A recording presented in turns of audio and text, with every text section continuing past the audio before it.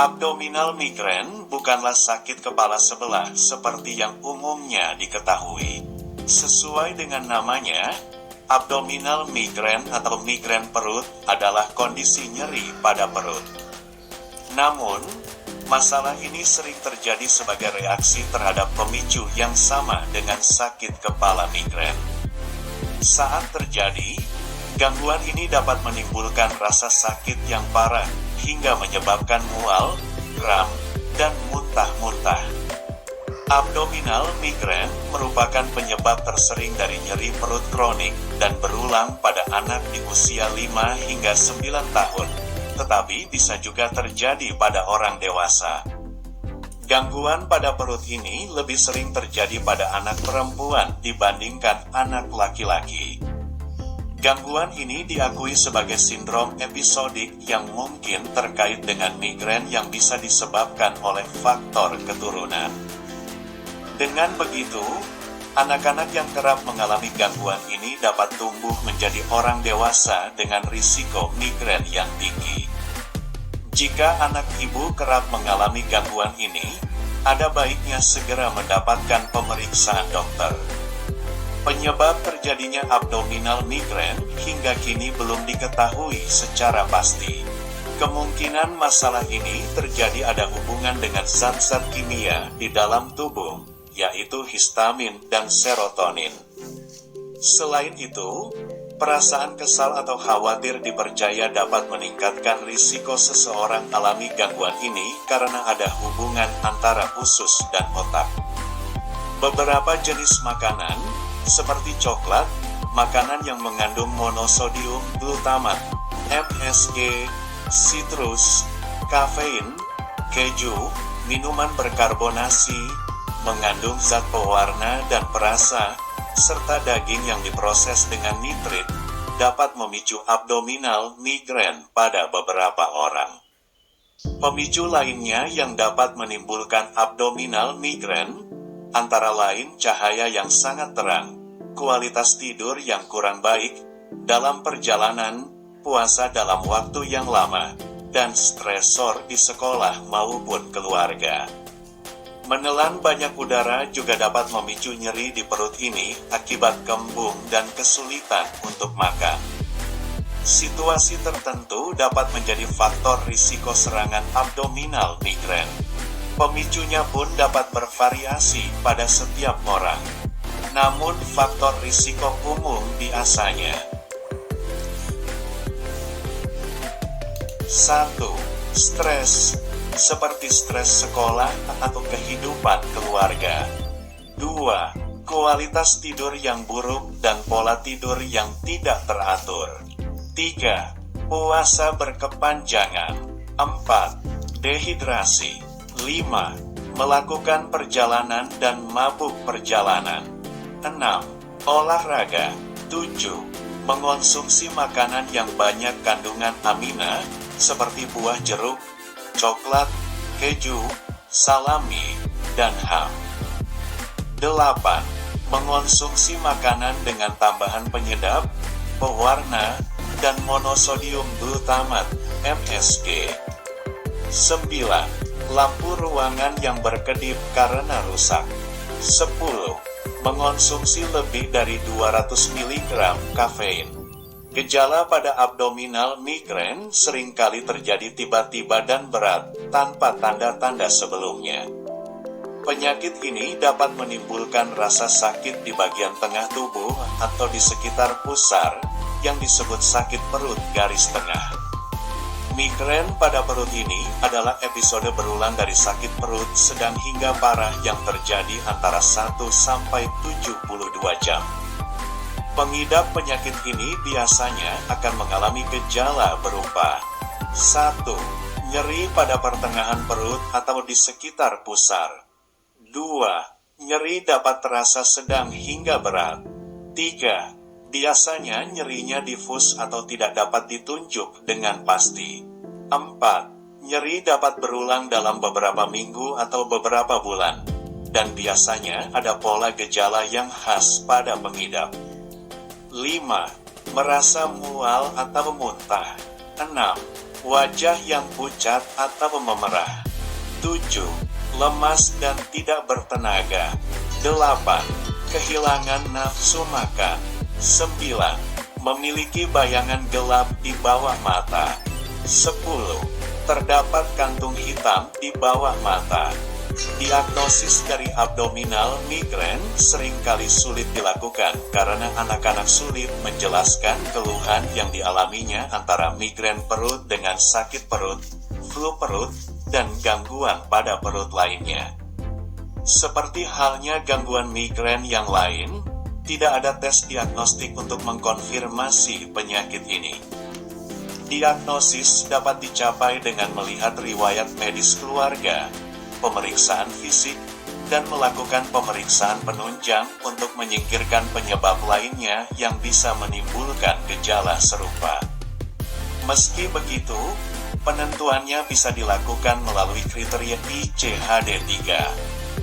Berdasarkan ICHD-3, diagnosis abdominal migrain dapat berdasarkan adanya penyebab yang tidak diketahui dari nyeri perut yang sedang hingga berat dan kronik, berulang, beroposisi pada daerah pertengahan perut, sekitar pusar, atau tidak dapat dilokalisasi dengan jelas, nyeri bersifat tumpul.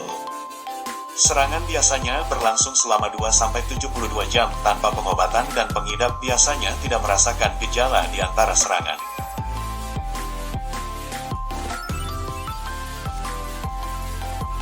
Selain itu, paling tidak ada 2 gejala lain yang berhubungan, seperti kehilangan nafsu makan, mual, muntah, dan pucat saat serangan nyeri terjadi, serta paling tidak telah terjadi setidaknya 5 episode nyeri untuk memastikan diagnosisnya.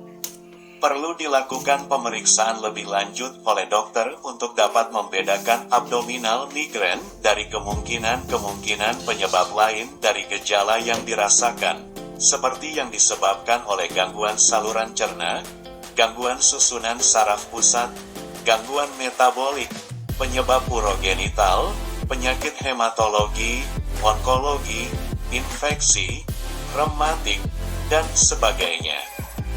Jika mendapat diagnosa abdominal migrain, pengobatan yaitu menghilangkan gejala selama serangan dan pencegahan kekambuhan di masa depan. Nah, berikut beberapa cara pengobatan yang umumnya dilakukan oleh ahli medis, yaitu 1. Terapi non-farmakologi. Terapi umumnya diawali dengan terapi non-farmakologi, seperti dengan penjelasan dan edukasi untuk mencegah pemicu, terapi perilaku, kebiasaan, dan modifikasi diet. Sementara itu, terapi perilaku yaitu dengan psikoterapi, terapi perilaku kognitif khusus, hipnoterapi, terapi keluarga, dan yoga. Beberapa modifikasi diet yang dapat dilakukan, seperti diet tinggi serat, konsumsi probiotik, diet bebas laktosa, pada pengidap dengan intoleransi laktosa. 2. Konsumsi obat-obatan. Jika terasa sulit untuk mengatasi keluhan, kemungkinan dokter akan memberikan beberapa obat-obatan guna mengelola migrain perut. Berikut beberapa obat yang dokter dapat resepkan berdasarkan kegunaannya untuk atasi abdominal migrain.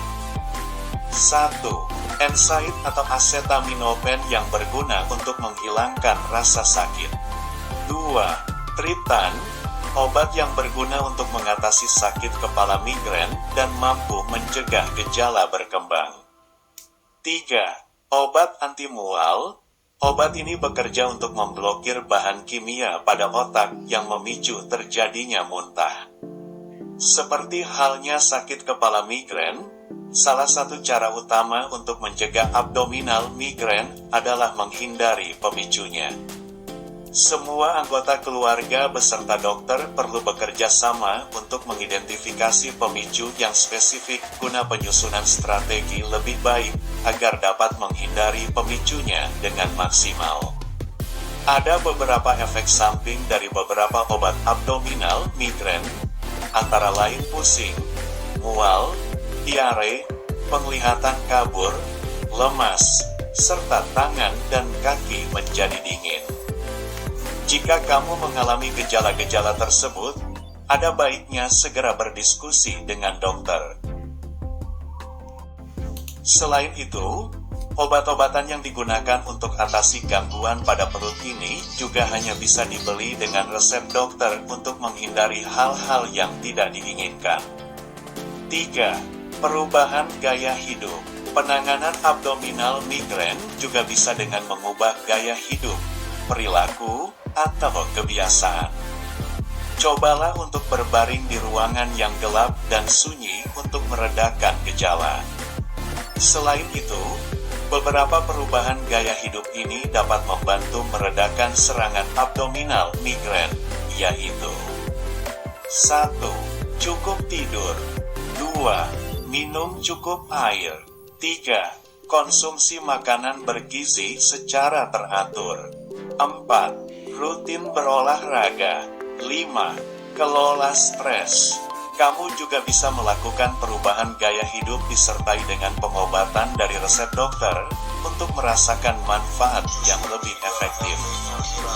Salah satu cara mencegah agar abdominal migrain tidak kambuh yaitu dengan menghindari pemicunya.